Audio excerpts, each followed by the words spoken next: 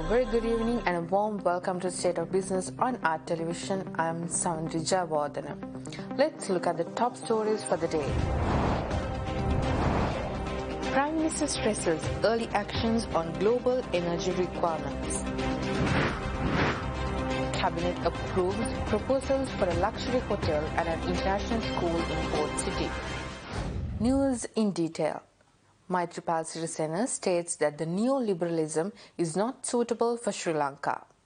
Addressing the 68th convention of the Sri Lanka Freedom Party at the Sugathadasa Indoor Stadium in Colombo yesterday, President Maithripala Sirisena noted that all correspondence work required to extradite former Central Bank Governor Arjuna Mahendran is now complete. Speaking at the event, President Maithripala Sirisena highlighted that neoliberalism is not beneficial for the country since it does not cater to everyone's needs and that it is upheld by a certain elitist group of the country. Meanwhile, President stated that the respondents of the bond scam should immediately resign from politics in Sri Lanka and that more information on the matter will be revealed in near future. According to President Sirisena, all paperwork needed to extradite former Central Bank Governor Arjuna Mahendran has now been completed. Moreover, President Maithripala Sirisena highlighted the importance of attaining a sustainable economy while ensuring the well-being of the community.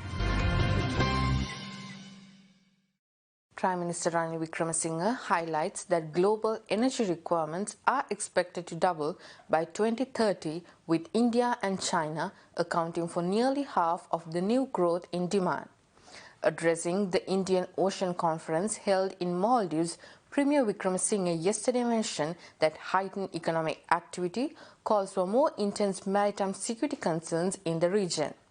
Today, Indian Ocean also accounts for 23 of the world's top 100 container ports. The Indian Ocean is a vast web of energy trade. Around 25 of globally traded goods, 70 to 8% of China's energy imports, and 90% of Japan and South Korea's energy imports flow through the Indian Ocean region. Global energy needs are expected roughly to double by 2030, with India and China accounting for nearly half of the new growth in demand. With such heightened economic activity, maritime security concerns are inevitable. All these political economic developments have led to the most pressing challenge, which is tripolar competition in the Indian Ocean. The Indian Ocean is tipped to become a theatre of contemporary global geopolitics, with India and China on one hand and USA and China on the other competing for the space. The competition is helping not only to drive a build-up on naval presence, but is also spilling over into securing vital strategic maritime routes. This growing geostrategic competition amongst established and emerging powers in Indo-Pacific have far-reaching consequences, with many of the powers looking to actively maintain or extend their control or influence. Addressing the Indian Ocean Conference, Prime Minister Ranil Wickremesinghe also noted that strong domestic counter-terrorism mechanism coupled with regional cooperation and international regulations are vital to combat terrorism, which is a new challenge that attacks the development of the Asian region.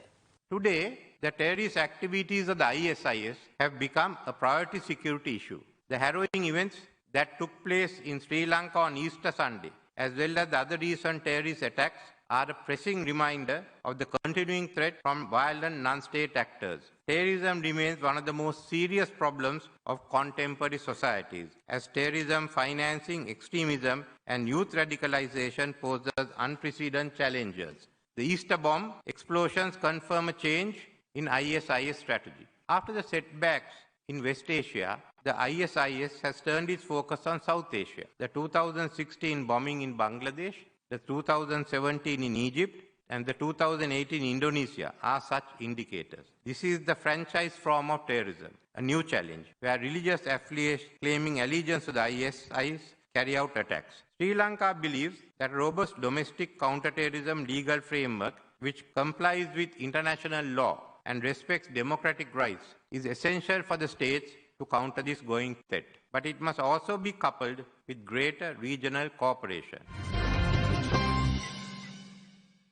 The Cabinet of Ministers yesterday approved a proposal to call proposals for investors to build a hotel, convention center, hospital and an international school in land newly reclaimed by China. Government Information Department announced that the proposal by Megapolis and Western Province Development Minister Pahali Champika Ranawaka to call proposals for investors to build a hotel, convention center, hospital and international school in the port city premises was allowed to proceed. Government Information Department also said that Sri Lanka's National Agency for Public-Private Partnership will assist in the process. The Cabinet also approved and allowed to the Ministry to set up negotiation committee and project committee on the new developments. Accordingly, proposals will be called to build a hotel, convention and exhibition center, an international hospital and an international school in the newly constructed port city premises. At the meantime, Sri Lanka will set up a new state enterprise to operate a tower built for the telecom regulator. The Information Department announced that the Cabinet of Ministers approved a proposal to give powers to the Treasury to set up a company to quickly commercialize the tower, commencing the business activities. The Lotus Tower was also a project that comes under the funds from a Chinese firm. Stay tuned for more news after this break.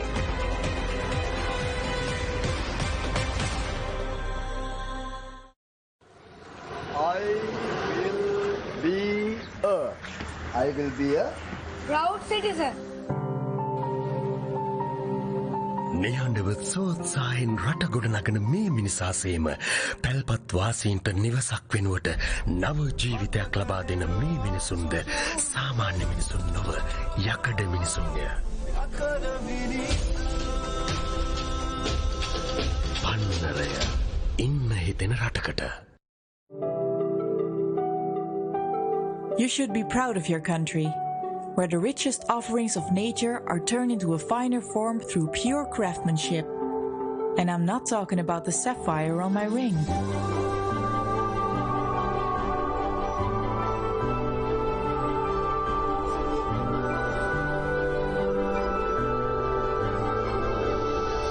Lanka Tiles, the Sri Lankan tile with a global following.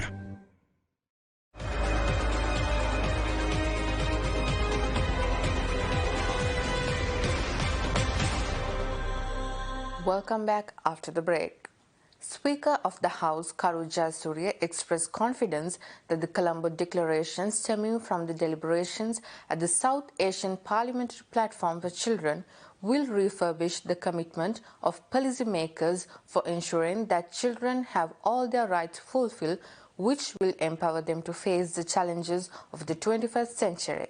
The Parliament of Sri Lanka and the United Nations Children's Fund hosted parliamentarians from across South Asia to celebrate the 30th anniversary of the Convention of the Rights of the Children. The South Asia Parliamentarian Platform for Children was held in Colombo from September 2nd and 3rd, providing the parliamentarians the opportunity to make fresh commitments to push the national agendas for the realization of child rights. Officiating in the annual South Asian Parliamentarian Platform for Children, which was held in Parliament last Monday, Speaker Karu Jayasuriya said that the future of South Asia will depend on how best it takes care of the children, who make up 36% of the population. Speaker Jayasuriya noted that the inherent diversities in South Asia, both within and among countries, make the task of addressing several challenging issues with regard to children strenuous, especially since one recommendation may not fit all situations. He further said, a child living in a conflict-prone or post-conflict region has very different challenges than a child who lives in an affluent neighborhood, and that each of these situations requires specialized, targeted and tailor-made approaches to realize initiatives for the protection and welfare of children. The presidential candidate of Sri Lanka Podujana Peramuna Gotabaya Rajapaksa states that state institutions at present are facing losses due to the faults of the government and not mainly due to the incompetency of the public sector. Addressing the trade union representatives of the Samudhi departments in Colombo yesterday, the presidential candidate of SLPP also pledged to convert the current state institutions to profit-making institutions during his tenure. රජයේ මැදිහත් වීම නැත්නම් සමහර Important sectors of the economy cannot be improved if not for the patronage of the government. Government support is mandatory. The government institutions of our country are facing losses not because of the errors of the employees. Unnecessary political intervention, appointing non-eligible individuals for the management, lacking proper knowledge of managing the institutions, and taking revenge from the employees due to political hatred. These are the reasons why the government institutions have become unprofitable today. We can definitely transform these government institutions for profit-making institutions while satisfying its employees. Chargé d'Affaires of the EU delegation to Sri Lanka and the Maldives, Thorsten Barfred, states that GSP Plus has worked well for Sri Lanka since its recommencement in 2017. Yet, GSP Plus still offers great future potential for Lankan companies as the GSP Plus utilization rate is still relatively low. Speaking at the seminar on Sri Lanka's exports to the EU, Impact of GSP Plus, held in Colombo last Monday, European Union official Barfred also shared his expertise as to how Sri Lanka can grow with GSP Plus concessions, strengthening EU-Sri Lanka trade ties in the future. He further mentioned that fisheries exports have doubled in the first year since the removal of the fish ban after regaining GSP Plus, and that there has been an impressive export growth in the months following the regaining of GSP Plus in 2017. Sri Lanka's exports to the EU have since then increased by more than over 20% until now. Meanwhile, he also made a few suggestions for Sri Lanka to grow with GSP Plus concessions and to strengthen EU-Sri Lanka trade ties in the future. Thorsten Barfred added that compared with many other countries in the region, Sri Lanka has a high compliance in labour and environmental standards, and that Sri Lanka could move further towards sustainable production concepts such as organic produce and green production trade practices, since such practices are highly valued by consumers around the world in the EU. Barfred also said Sri Lanka needs to look beyond export promotion, highlighting that investors can bring not only capital, increase production but also bring know-how. Barfred's key suggestion is to stay open to business.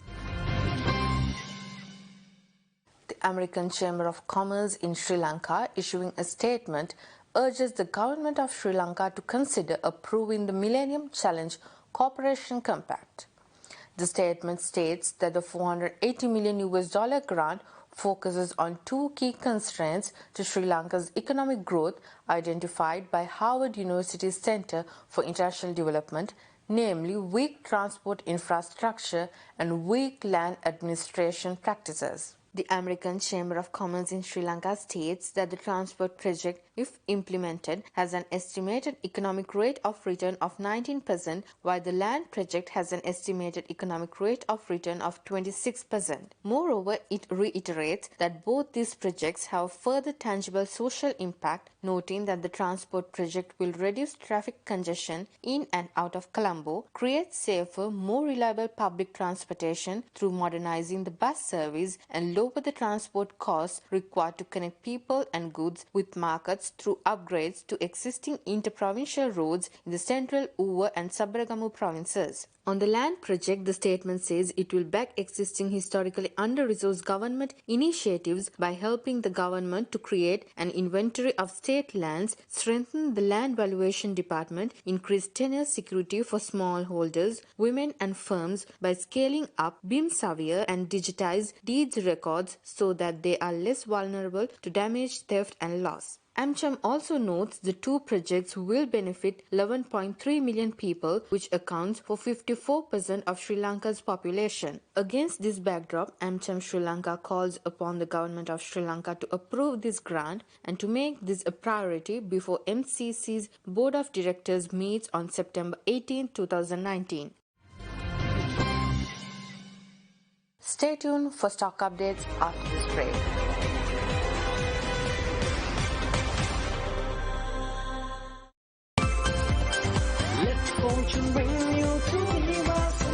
Now we double the prize money. Get the bonus number with any other 3 numbers and win 100,000 rupees. Supili Vasana. Pursue your dream.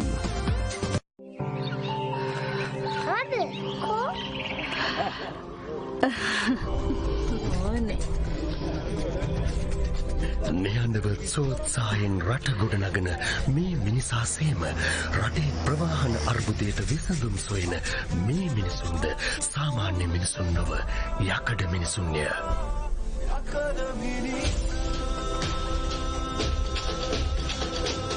පන්නරය ඉන්න හිතෙන රටකට.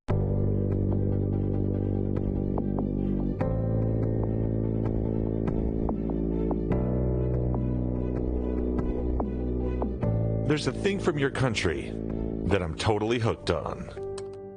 And I am not talking about your tea.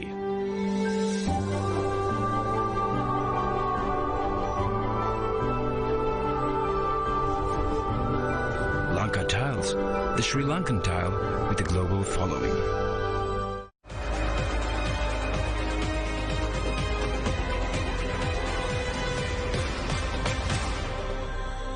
Welcome back after the break. Trading at Colombo Stock Exchange ended on a negative note today. The all-share price index dropped 21.88 points to close at 5,861.54 and the S&P SL20 dropped 10.95 points to close at 2,878.99. The turnover was 720 million rupees and over 43 million shares were traded. Up next are Forex trades.